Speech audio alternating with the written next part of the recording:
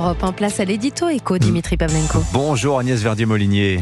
Bonjour Dimitri, bonjour à tous. Alors en matière de hausse d'impôts, Agnès, Bercy étudierait la piste du gel du barème de l'impôt sur le revenu. C'est-à-dire qu'il ne serait pas revalorisé de l'inflation.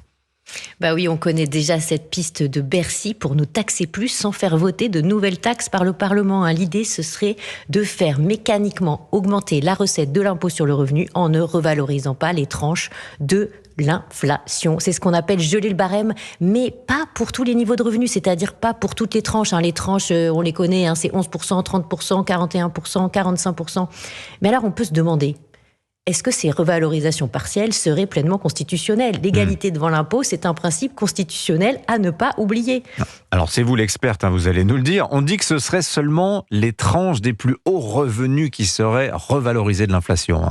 Qui serait gelé, c'est le contraire. Oui. Qui serait gelé, oui. On a fait la simulation. Si seulement les revenus de la tranche à 45% étaient concernés, étaient gelés, ça fait 67 000 foyers, ça rapporterait environ 30 à 40 millions d'euros. Alors je rappelle qu'on a un déficit public attendu à environ 160 milliards d'euros, donc ça pèse pas lourd en face.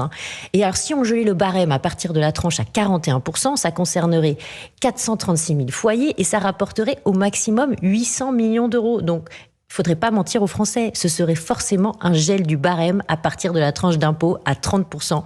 Et là, ça rapporterait 1,5 à 2 milliards d'euros, toujours pas de quoi sauver la France du déficit.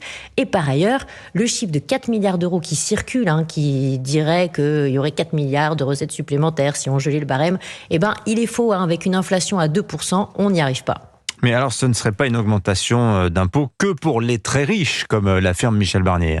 Non, ce serait une augmentation d'impôts pour les 6,4 millions de ménages qui gagnent à partir de 2 400 € net avant impôt. Donc pas vraiment des super riches. Mais il faut savoir qu'à partir de 2 400 € net avant impôt, vous rentrez dans les 20% des revenus les plus élevés en France. Donc avis aux auditeurs, vous ne pensiez pas être dans les super riches, mais si elle a lieu, ne vous leurrez pas, ce gel du barème. Vous serez très nombreux concernés par la hausse de l'impôt sur le revenu issu de ce gel. Merci beaucoup Agnès Verdier-Molinier. Tiens, juste pour que vous sachiez, la tranche à 30%, c'est celle entre les revenus entre 28 797 et 82 000 €. Il y a quand même pas mal de monde dans cette tranche-là. Merci beaucoup Agnès. Signature Europe 1.